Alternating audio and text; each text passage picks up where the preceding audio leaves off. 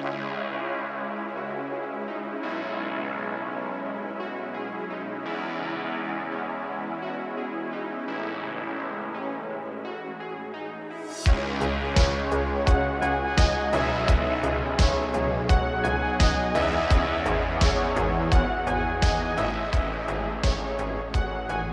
to you from 4,200 feet in the hills of Oregon, it's the reddest beard in the high desert, your host of the Make It Out Alive broadcast, Sam Wilson.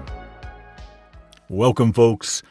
Looking forward to the very first episode of the M.O.A. broadcast.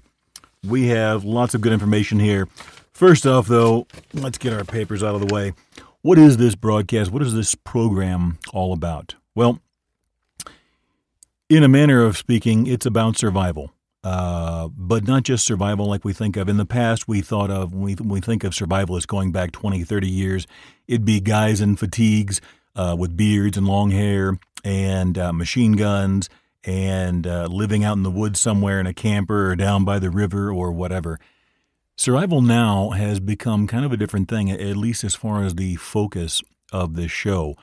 We're going to be focused not so much only on wilderness survival, but urban survival and really just the way of living, a prepared way of living, not just off-grid living or homesteading or, preppers, so to speak, but being prepared to deal with whatever life throws you. We live in very wild times. All you have to do is watch the news each day, and we face unprecedented threats and events and just wild. People are crazy. They do wild and crazy things. And, preparedness is not just about having a survival knife or being able to rub two sticks together and make fire in the woods. It's a way of looking at things, what they call situational awareness. That's being aware of what is going on around you and being prepared, really expecting the unexpected, so to speak. And why is this so important? Well, one of the things we see is, especially the younger generation now, people in their teens and even their 20s or 30s, they have become so preoccupied with these cell phones. They have really, anybody that drives around through probably any city in America can drive down the street and you'll see kids or even young adults walking down the street, blind to traffic, looking at their phone and tapping and typing and texting and so forth, completely oblivious to what is going on around them. And one of the more alarming things you see is if you're ever on social media and you see wild and crazy events that you don't really see maybe on the mainstream media, so to speak, people getting attacked or mugged or whatever, they're being attacked violently by someone who may be armed with a gun or a bat or a machete or something. And what do? Instead of running or, defending themselves, they pull their phone out and they start videoing the person. So, and really, in my opinion, you may disagree, but I think the onus is more particularly upon men to make sure they're situationally aware and able to, maybe not just defend against these threats, but be ready in case something happens, whether it's a threat or maybe it's a car accident or being stranded somewhere, changing a tire. A lot of the things that I grew up in rural Missouri, out in the country. These are things that, that we grew up knowing. We were taught by our parents and we were prepared to be able to take care of things. I can't tell you the number of times, especially when I lived in cities like in Portland. I once saw a guy literally abandon his vehicle. He just walked away from it because he had a flat tire. He didn't know what to do and he didn't know who to call. And he walked away from his vehicle. So, that's going to be the focus of the show. Let's get right into a news story to kind of illustrate what I'm talking about. Let's see here. We go to the Columbia River Gorge in Oregon, no less, back in 2012. I remember reading this story whenever it came out, and I was just shocked. Fortunately, it doesn't have a bad ending, so we don't have to worry about that. We're not going to use the guy's name. He's probably been embarrassed enough over the years. But I know this area very well. It's in Horsetail Falls, which is near Multnomah Falls. If you ever go out in that part of Oregon, it's only about 35, 40 minutes away from downtown Portland. So it's very convenient. It's an absolutely beautiful set of waterfalls, and there are a number of waterfalls in that area that you can go check out. So let's see. The hiker, a 43-year-old man from Beaverton is right outside Portland, was able to call 911 at about 6:30 p.m., and searchers deployed to the area at about 8:30 p.m.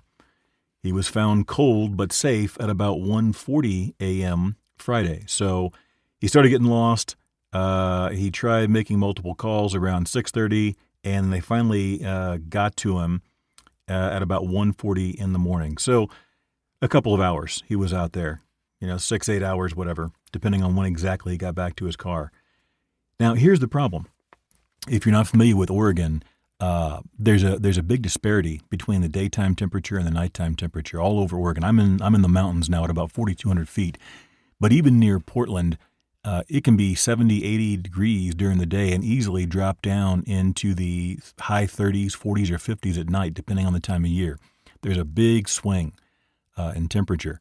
And if you're not prepared for this, as this guy was not, then it can get dangerous very quickly. So it said he was not prepared to be out overnight in the cold conditions. He had some water but no food and was wearing jeans, a light shirt, light jacket, hat, and a backpack. So this guy made several mistakes already. He wasn't prepared. If you don't know, when you go hiking or backpacking, especially, anytime really, but especially if you're going to be going in some place that's even mildly remote, the first thing you need to do is you need to call or text or let somebody know, preferably two people know, what you're going to be doing and how long you're going to be gone. When I do this, I typically let two people know. That way, if the first guy fails, somebody else is still there to call in the cavalry if I don't show up. So let's say I'm going backpacking. It's Friday, and I'll be like, all right, I'm going to be gone. Hey, Steve, I'm going to be gone Friday, Saturday. I'm going to be back on Sunday. If you don't hear from me by Sunday at 6 p.m., you call in the cavalry, and I'll even give them the phone number for the local, either the police department or the forestry service or park ranger, whoever's going to be able to take the call on a weekend. And that way they know to start looking, because things can turn really bad. You may be only overdue by a couple of hours, but it may be because you have a broken leg, whatever. So if you don't make it back to your car in time, you want to make sure somebody's there to look for you. So apparently this guy didn't do that. He did not come prepared. The other thing is that particular part of the country is what's known as, the climate there is a temperate rainforest. So things are very wet, and it is almost impossible to get a fire started unless you are really prepared and know what you're doing.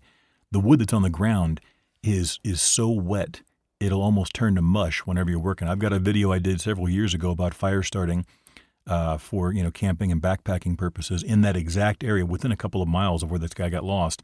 And you can literally see this log that I'm kneeling on. It's just disintegrating underneath me during the course of the video. So if you're going to get a fire going, you're going to need to be prepared with fire starting materials, and you won't be able to use wood off the ground. You got to get something off, like dead standing wood or something off the ground, hanging off a tree or whatever that's had a chance to dry. Otherwise, it's very difficult. Anything on the ground is going to be wet. You may be able to split it and get a fire going, but it's going to be difficult. So he wasn't prepared in that direction. But the most egregious thing is, in my opinion, he didn't have a flashlight, so he was not prepared at all to make a shelter or to be able to navigate in the dark. But this poor guy, so while he was waiting for the rescuers to arrive, I'll just read it. So, the man, he used a lighter to burn his backpack and its contents, as well as his hat, to stay warm while waiting for rescuers, search team members said. Now, think about that for a second. You're cold, you're freezing, you're out in the woods with no help. What do? I'm going to take off my hat and my backpack, and I'm going to burn them. Now, I mean, this is to be fair, who knows, maybe he was in contact with them on his cell phone and he knew, hey, they're 30 minutes away. I'm just dying to warm my hands. I don't know. But why? It's hard to imagine in any scenario where it's going to be a good idea to burn your gear to stay. How long is that going to burn for? What? A minute? Maybe 2 or 3 minutes at most, I would imagine. That's hard to believe. But this is the problem. People aren't prepared. They don't know how to do this stuff. And this is what happens. He was at 3,000 feet in elevation, and temperatures were in the low 30s overnight in the area. Let me tell you, man, when you're out in the woods and in that area and everything is cold, everything is wet, and the temperature is dropping rapidly. He doesn't have a flashlight. He can't see what he's doing. He's probably navigating or walking around while holding his lighter. I'm sure it was a bit of a scary thing. So those are the things you need to be doing. You should think about if you're going to go on a trip, a hiking trip, a hunting trip, pretty much any time you step out of civilization, even by a little bit, you need to notify people where you're going to be and let them know the cutoff time. So like what I would do is, if I was going to be done, backpacking, I was going to come back to the trailhead on Sunday, I would say, I would give myself about a 2-hour buffer. That way, if I was running behind or whatever else, if I planned on being back to my car by 4 o'clock, then I would say if you don't hear from me by 6 or 7 o'clock at the latest, you call in the cavalry. Then I would drop a pin at the trailhead so they knew exactly where to find me and, where to send people. Because sometimes some trailheads or some trails will have multiple trailheads and so forth. You want to make sure they know exactly where to go. But then the other thing is you got, even for a day hike, you've got to prepare. And that's things like having a flashlight, being able to start a fire, which doesn't include burning your clothing or gear. That's a really bad idea. Once you're once you've burned your clothing, how are you going to stay warm then? So that is kind of the point of what this show is about and what we're doing here. Now, I don't pretend to be some expert. Just so you know some background about me, I am a professional knife maker. I design and build and make custom knives and outdoor gear. I do like to go hiking, fishing quite a bit. Don't do much hunting, but occasionally I will go out and do that. But I like to be on the outdoors a lot. The primary focus of my knife making is I make hollow-handled survival knives. So these obviously lend themselves well to the subject we're talking about.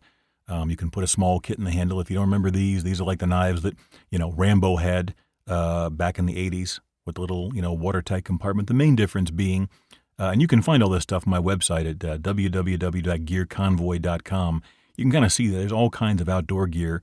The majority of what I have there is all made, designed, built, and finished here in the U.S.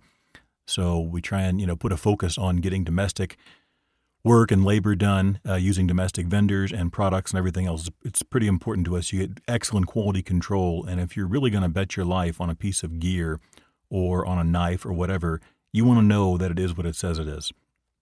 So, that's what we do there. You'll hear me reference and talk about my line of knives and outdoor gear pretty regularly. It's something very important to me. A lot of work and effort goes into making sure that this is the absolute best gear and equipment that I can provide anyone.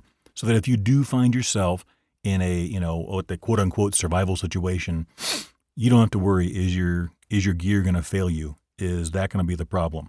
So the other part of the thing though is the gear isn't the only thing. And that's really, coming back around here in full circle. That's what it's about, is it's preparedness and as a mindset. So, you can have the best gear in the world, but if you don't know how to use it or you've never taken it out of the package, and we're going to get into this a little later in the broadcast as well, it's not going to do you any good. So you have to, I would rather have experience and the right mindset and a good plan than the best gear in the world.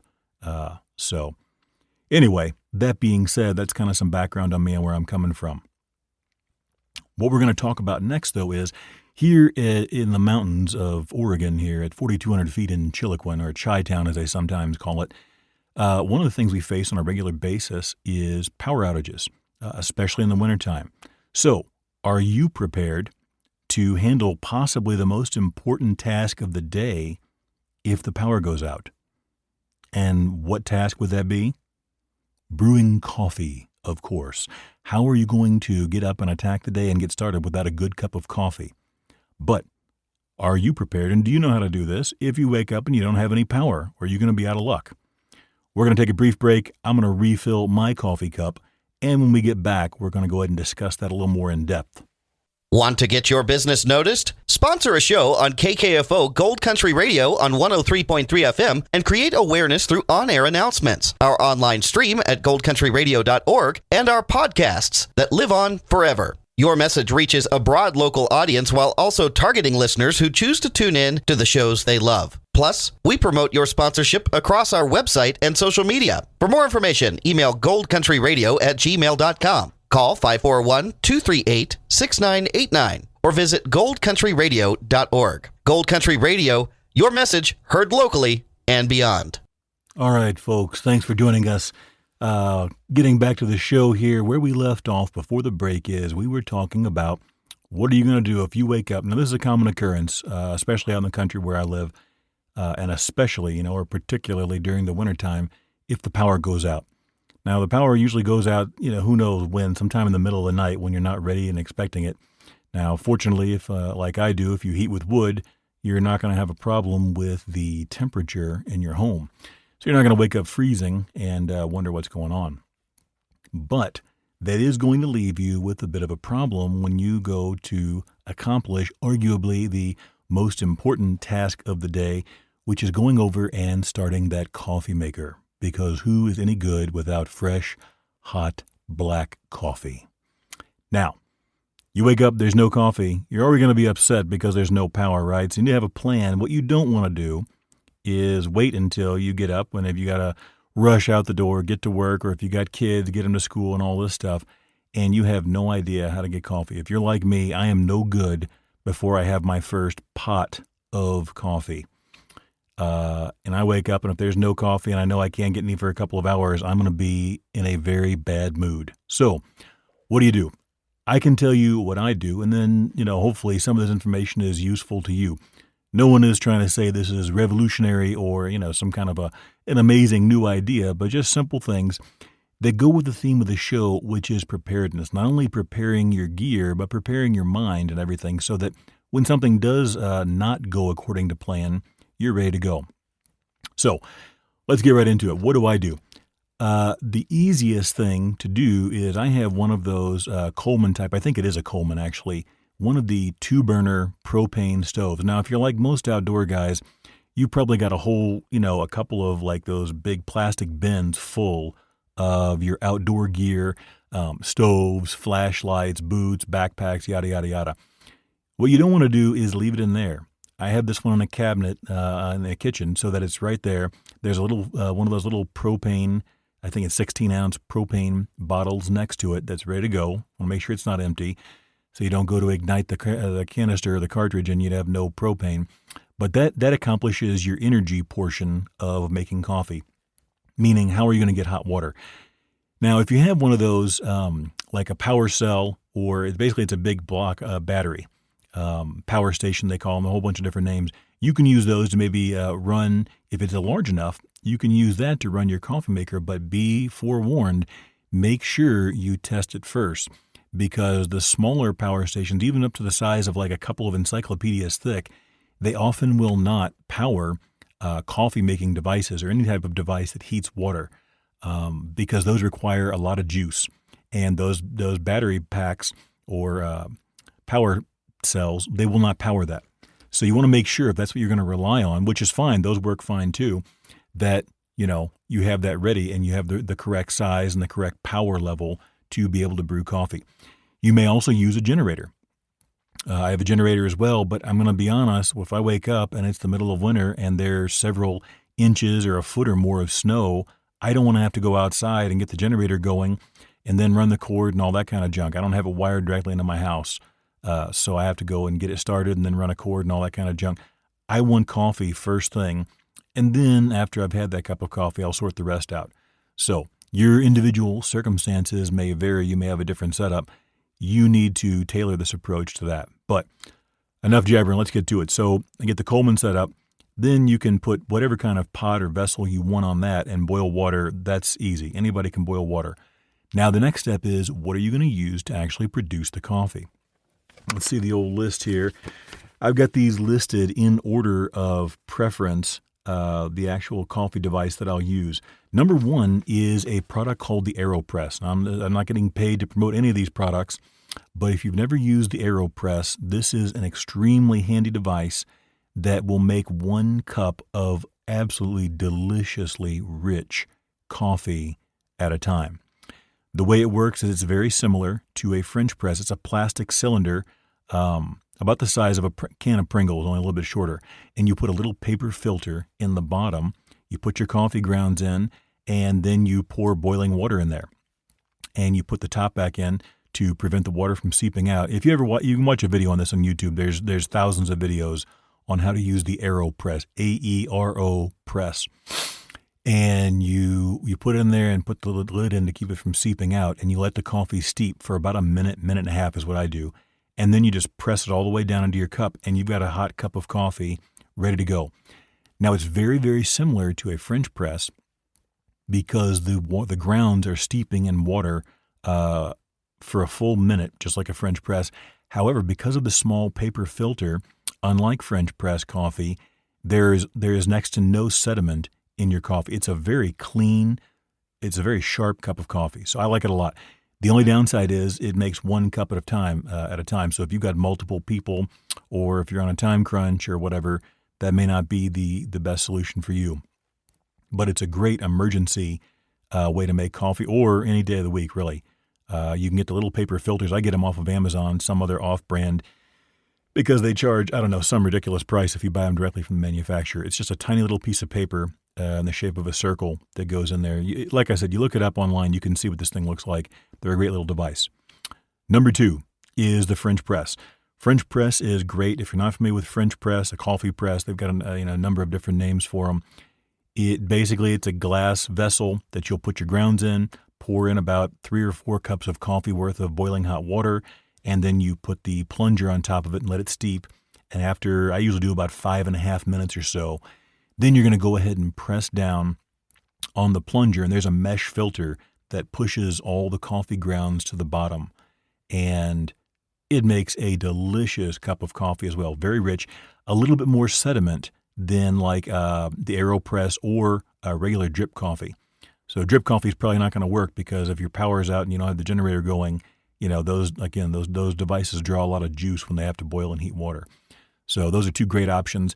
The advantage of the French press is you can do enough coffee for 3 or 4 cups or several people, depending on the size of your press, in one shot. The downside to the French press is if you're making coffee for one person and you take your time drinking your coffee, it's getting cool or cold while you're sitting there drinking because there's no heating element going on there. So just be mindful of those limitations. Next, the one that I use, this would be my last resort of the filtered coffee products. You can get these little things at Amazon. The box stores all carry them. It's an individual, like a coffee filter in a little plastic thing that sits on top of your coffee cup. You put the coffee grounds in there and you pour the water through, and they'll either have a paper or a steel mesh filter to keep the grounds from going into your cup. They do a serviceable job. Nowhere near as good and as rich and velvety as like the AeroPress or the French press, but they do a serviceable job, and if you're in an emergency or in a pinch, they will work. And they're fast. Again, these do 1 cup of coffee at a time, but they will work. Finally, the last choice, the bottom of the list, is instant coffee.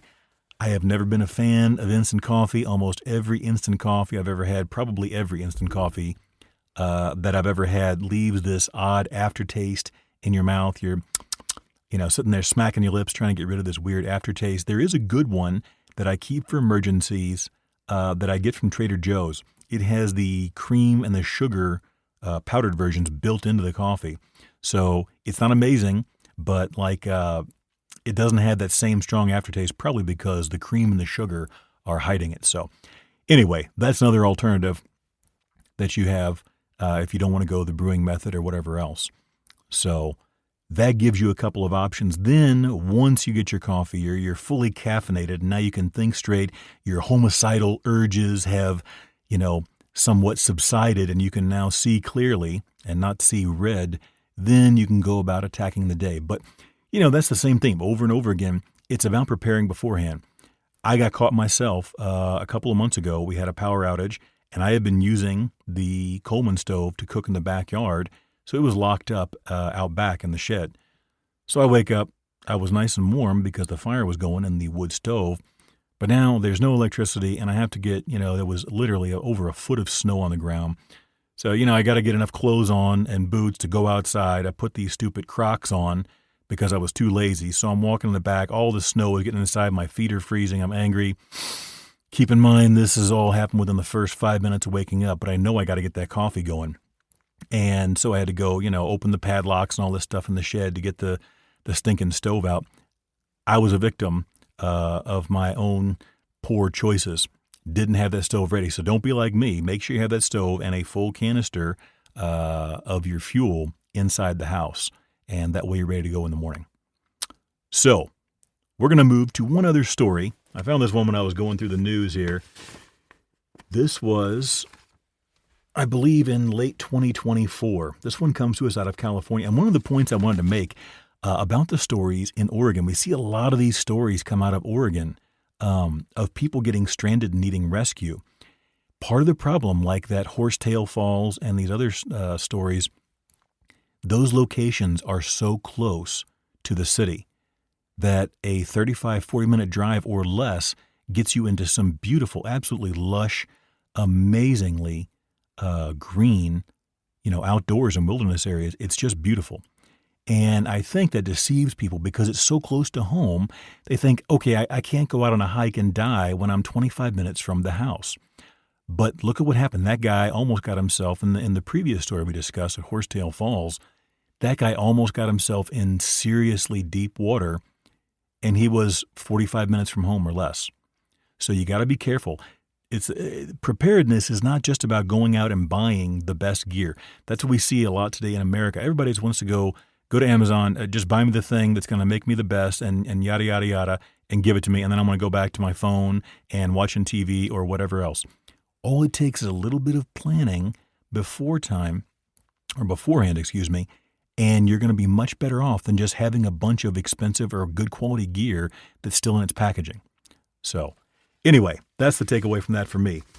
Let's look at these guys. This comes to us from the M.O.A. County Search and Rescue Team in California. They scold a set of hikers who needed assistance after being unable to summit Mount Whitney. 2 hikers began their trek on Friday evening with the intent to summit the mountain on Saturday.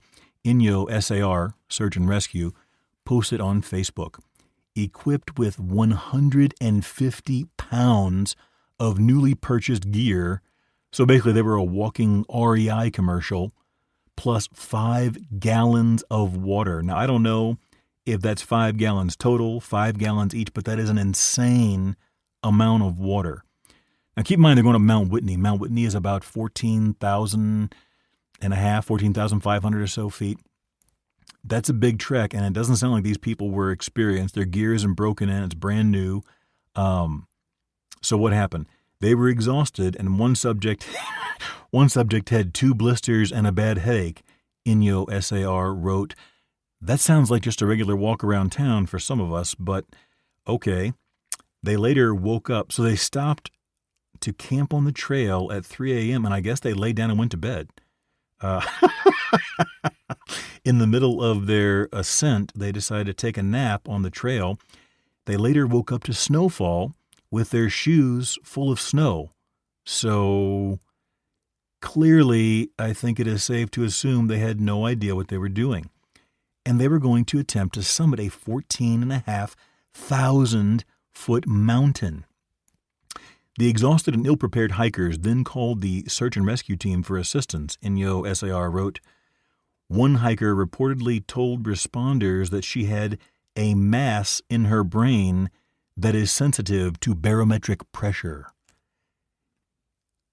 I am not a doctor of any sort, and I don't really even know exactly what's going on here, but if you know you have a mass in your brain that is sensitive to barometric pressure, it may not be a good idea to hike a nearly 15,000-foot mountain. I don't know.